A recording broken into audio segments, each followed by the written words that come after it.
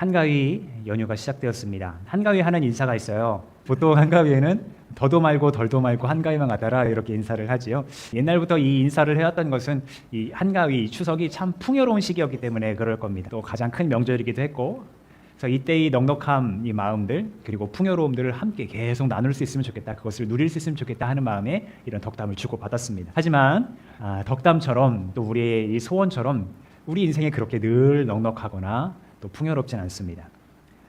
기대하는 바처럼 흘러가지 않는다는 얘기입니다.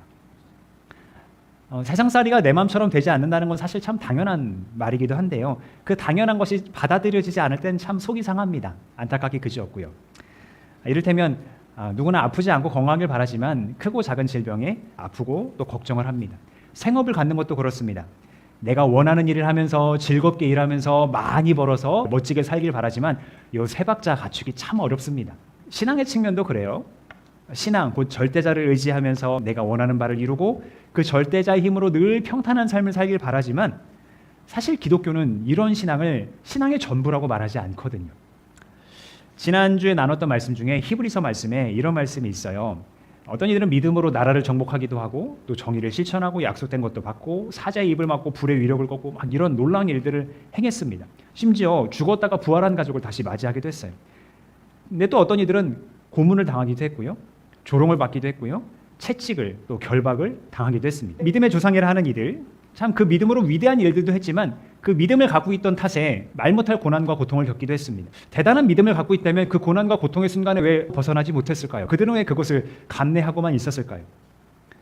우리가 기대하고 바라는 것이 신앙의 전부가 아니라면, 우리가 믿음을 갖고 있다고 해서 우리가 바라는 것을 다 이루는 것이 신앙이 아니라면, 그러면 우리는 어떤 기대와 소망을 가지고 살아가야 할까요? 오늘 복음서 말씀은 마가복음의 중심축과 같은 이야기인데요. 그만큼 방금 말씀드린 이 신앙의 측면을 고민하게 합니다.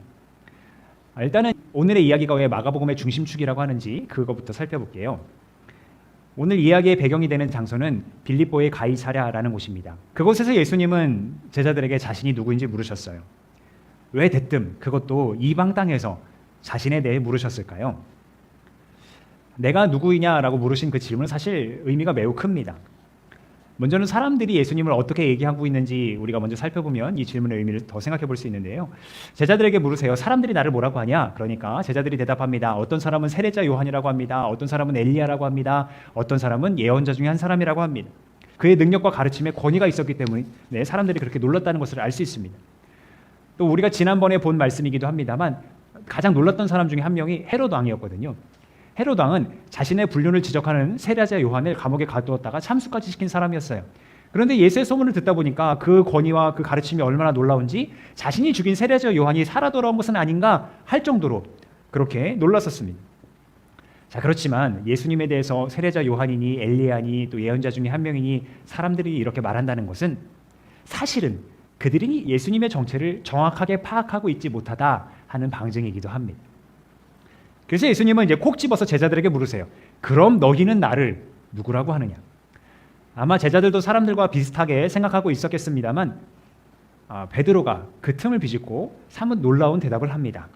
뭐라고 했나요? 같이 읽어봅시다. 시작. 선생님은 그리스도이십니다.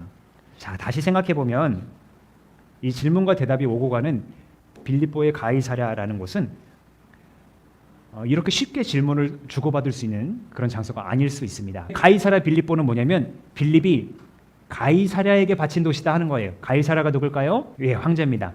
황제에게 바친 도시. 빌립이 자기가 다스리는 지역에 황제를 위한 도시를 세웠는데 그게 가이사랴 빌립보의 가이사랴였던 거예요. 자, 제가 무엇을 말씀드리고자 하는 거냐면 황제를 위해 세운 도시, 신 또는 신의 아들이라 불리는 자를 위해 세운 도시에서 예수님은 자신이 누구신지 물으셨고 기어코 당신은 그리스도십니다 라는 대답을 들으셨어요. 이것이 왜 놀라운 대답이냐면 그리스도란 기름 부어 세움받은 자라는 뜻입니다. 히브리어로는 메시아라는 말이에요.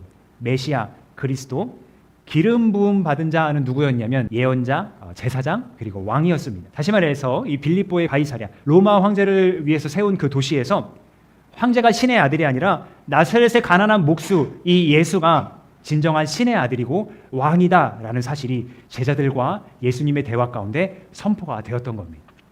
메시아, 이 그리스도는 사실 유대인들이 매우 사모하며 기다렸던 인물입니다. 왜냐하면 이 메시아가 유대인들을 향한 하나님의 구원을 이루어 주실 거다 이렇게 믿었기 때문입니다. 하나님은 이스라엘의 최고 전성기를 이끌었던 다윗 왕에게 네 후손을 통해서 영원히 이스라엘을 다스리게 하겠다라고 약속해 주셨어요. 하지만 지난번에 말씀드린 것처럼 솔로몬 이후에 나라는 갈라졌고 각각 외세의 침략을 받아 멸망했습니다.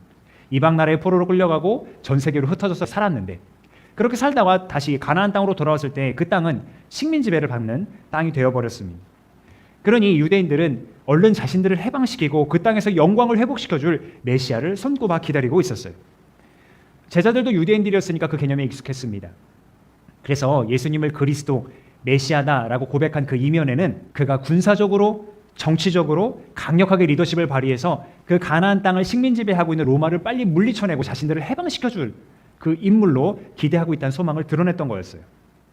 더욱이 황제를 위한 도시에서 황제가 아니라 예수님을 그리스도다라고 고백한 그 베드로와 제자들은 흥분할 수밖에 없었죠. 우리가 저분과 함께 로마를 물리칠 수 있겠구나라고 생각을 한 거예요. 하나님께서 약속하신 다윗 왕조의 재건이 멀지 않았구나라고 말이죠. 하지만 그들의 기대와 달리 이내 그들은 분노하고 맙니다. 왜였을까요? 예수님께서 어떻게 로마를 물리치자라는 작전을 내놓으신 게 아니라 자신의 죽음에 대해 말씀하셨기 때문이에요. 같이 읽어볼까요? 시작. 그리고 예수께서는 인자가 반드시 많은 고난을 받고 장로들과 대제사장들과 율법학자들에게 배척을 받아 죽임을 당하고 나서 사흘 후에 살아나야 한다는 것을 그들에게 가르치기 시작하셨다. 제자들의 당혹스러움은 그 다음에 이어지는 베드로의 말과 행동을 통해 알 수 있어요. 베드로가 어떻게 했나요? 예수를 바싹 잡아당기고 항의하였다고 합니다. 여러분, 이 어감이 어떻습니까? 맞아요. 멱살잡이했어요. 베드로가 자기 선생님의 멱살을 잡은 거예요. 그리고 항의하였다라는 말에는 어린 아이를 훈육하다라는 뜻도 있습니다. 같은 이야기를 다룬 다른 본문엔 이렇게 나와 있어요. 베드로가 예수님한테 얘기하는 거예요. 주님, 안 됩니다. 절대 이런 일이 주님께 일어나서는 안 됩니다. 그러니까 죽으시면 안 된다는 얘기예요. 그러면서 대들었다고 해요. 그러니까 베드로는 마치 유대민족 전체의 기대가 무너지기로 하듯이 예수님께 대들고 있는 거예요. 그렇게 돼서는 안 된다고 학생 타이르듯이 훈계까지 하고 있는 거예요. 베드로가 선을 넘었죠. 결국 예수님께 혼이 나요. 사탄아, 내 뒤로 물러가라 라고 꾸중을 듣습니다. 굳이 사탄이라고까지 할 거 있나 싶습니다만 그 다음이 중요합니다. 너는 나에게 걸림돌이다. 하나님의 일을 생각하지 않고 사람의 일만 생각한다라고 얘기하는 거예요. 그러니까 베드로가 예수님을 말렸던 그 언행이 얼마나 하나님의 일에 반대되는 것인가, 얼마나 반대가 심하였으면 그걸 사탄이라고 말할 수밖에 없었는가 우리는 생각할 수 있는 거죠.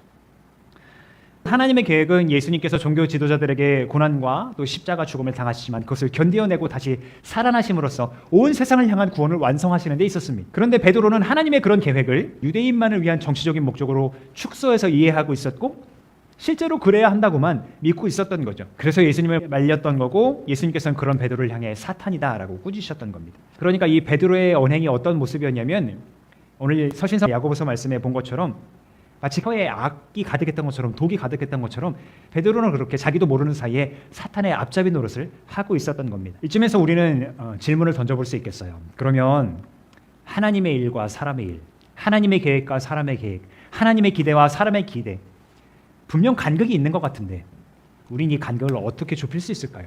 답은 베드로를 꾸짖으신 뒤에 예수님께서 하신 말씀에 있습니다.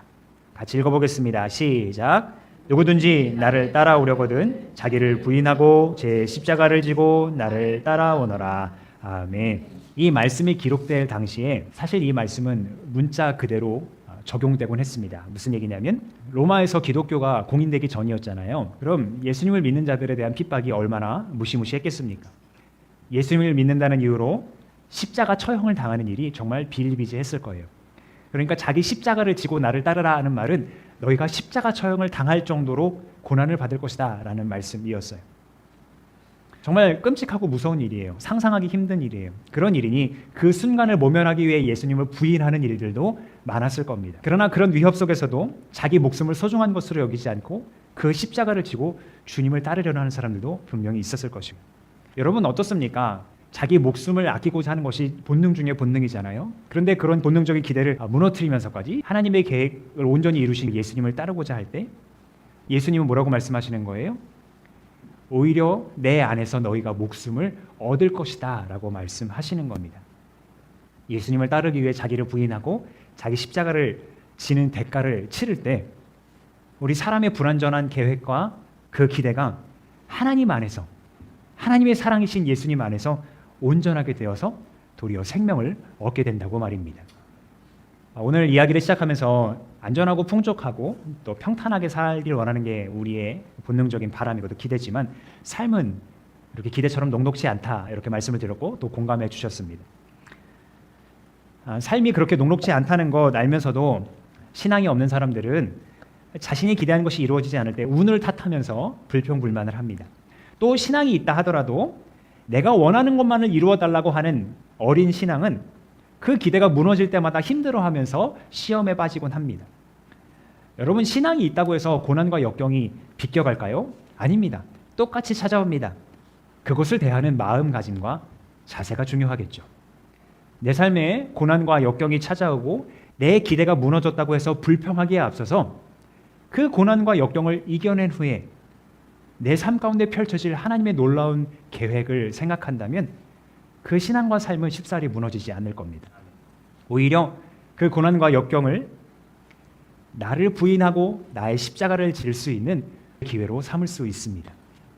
참 신앙이라면 내 삶에 고난과 역경이 일어나면 안 된다라고 그렇게 항변하고 따지는 것이 아니라 그 가운데 주님의 뜻을 찾아가는 것일 테니까요. 더불어 고난과 역경에 굴하지 않고 그런 환경이나 그런 사람 때문에 흔들리지 않고 그 고난과 환경이 그것을 주는 사람이 빼앗아가지 못할 영원한 생명이 주님께 있음을 고백하고 주님만을 더 사랑하며 그의 말씀을 따라 행하는 것일 테니까요.